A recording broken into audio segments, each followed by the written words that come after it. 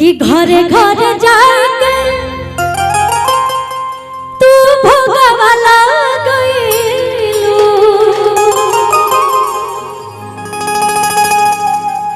हमरो नसीब नहीं चरण के दूर कि यही रहे आइलू मायरिया कि यही रहे आइलू मायरिया आ हमरो दुआरिया गइलू भूल कि यही रहे आइलू मायरिया। और छोटे बाबा हमारा राजन भैया इतना सुंदर बजाइला आप सब, बहुत सारा गीत संगीत आप सबके साज बाज के द्वारा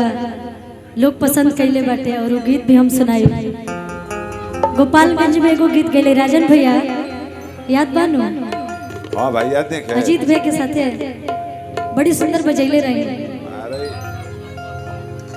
नया थोड़ा यहाँ से सुंदर बजाओ बढ़िया शुरू से बजाएंगे सर ना हमरा गाना में भैया बजैले रही वो गीत के बहुत प्यार में भाई तो सुंदर गवाई भैया के साज बाज सुंदर गवाई तब सुंदर बजाई। देखा ए खुशी रोशन भैया हैं, रोशन भैया भाभी और हमारे रोशन भैया हमारी भाभी हैं। भैया का मैं बहुत बहुत स्वागत करूंगी और बहुत बहुत धन्यवाद करूंगी। देख ला तार भाग के तार गावे के पहले से माल चल देले बा भाई आशीर्वाद मिला त अच्छे बात में बा कहली कि घरे घरे जाके तू भोगवाला गइलू हमरो नसीब नहीं चरण के दूर। चलिए रोशन भैया झूठी कि यही रहे आइलू मायरिया यही रहे आइलू मायरिया हमरो दुआरिया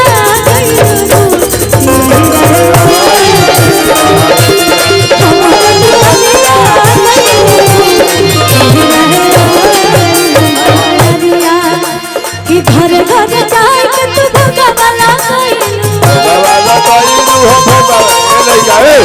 घरे घरे जाके तू भोगवाला गइलू हमरो नसीब नहीं चरण के दूर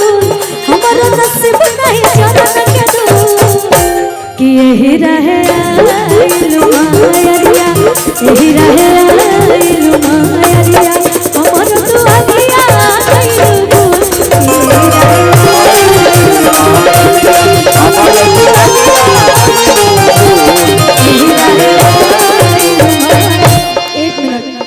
बड़ी खुश नसीब बानी कि रोशन भैया जैसा आपके पतिदेव मिलल बड़े। भाभी जी के नाम आशीर्वाद मिले के चाहिए भाई ना बड़ी खुश नसीब बानी भैया भाभी दोनों लोग साथ में मंच पे आई अपन आशीर्वाद खुशी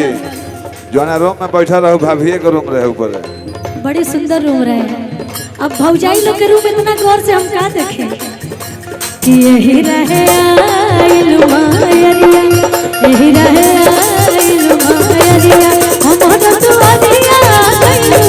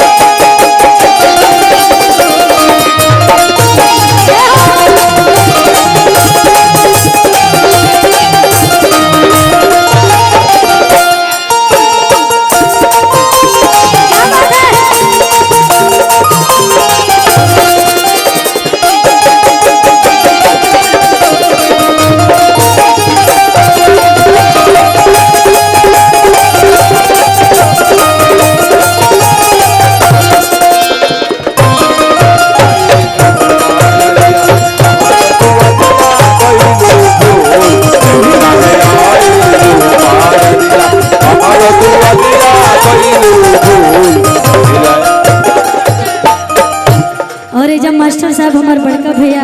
के तरफ से बहुत सारा प्यारा आशीर्वाद मिला, लेकिन भक्त कहते ले माई के दरबार में जाके का अंगना लिपवले बानी कलसा धरवले कनी अंगना लिपवले बानी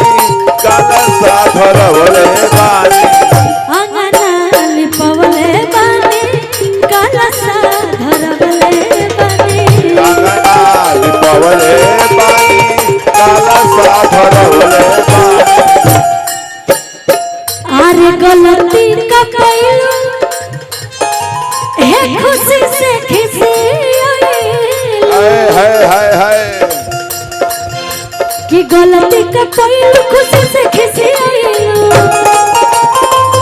खुशी आई गलती का कैलू खुशी से खिसी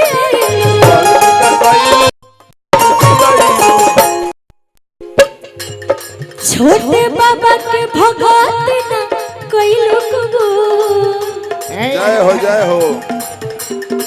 खुशी के भगत ना कैलू कुबू